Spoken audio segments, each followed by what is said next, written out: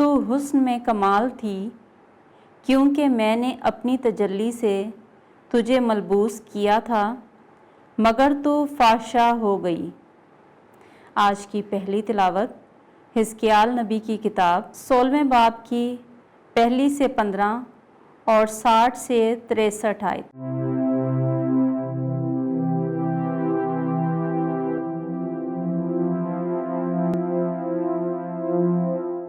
ایک دن حزقیال نے خداوند کا کلمہ پایا۔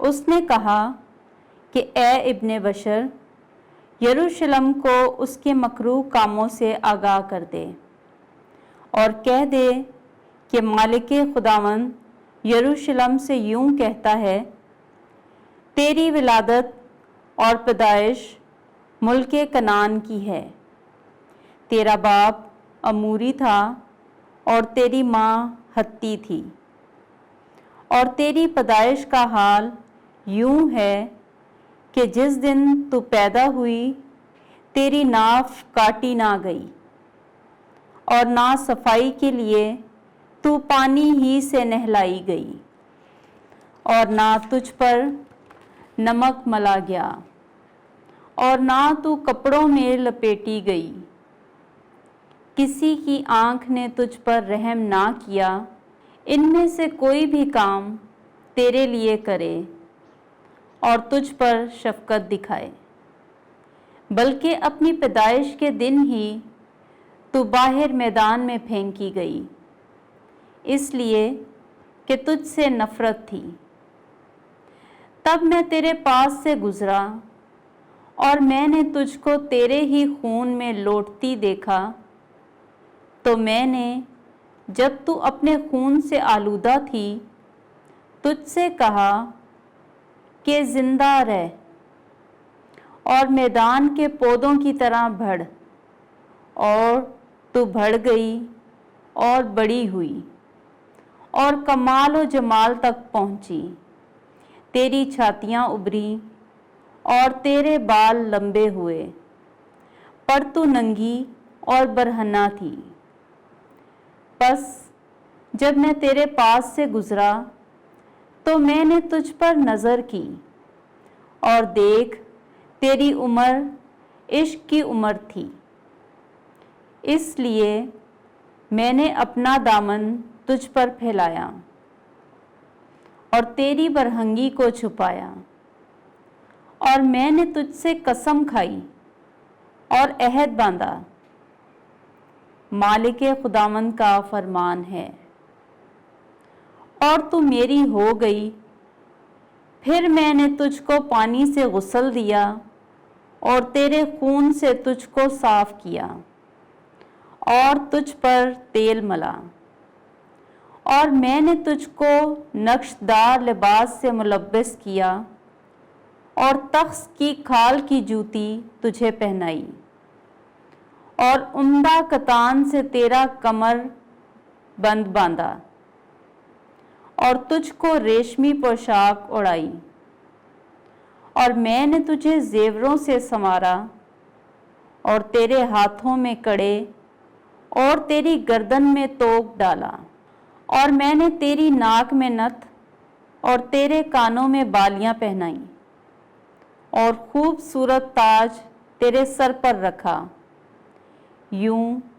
تو سونے اور چاندی سے آراستہ ہوئی، اور تیری پوشاک کتانی اور ریشمی اور منقش تھی، اور تو نے میدا اور شہد اور روغن کھایا، اور تو حسن میں کمال کو پہنچ گئی، اور تیرے حسن کے باعث تیرا نام قوموں میں مشہور ہو گیا، کیونکہ یہ میری اس تجلی سے کامل تھا جو میں نے تجھ پر نازل کی۔ مالک خداوند کا فرمان ہے۔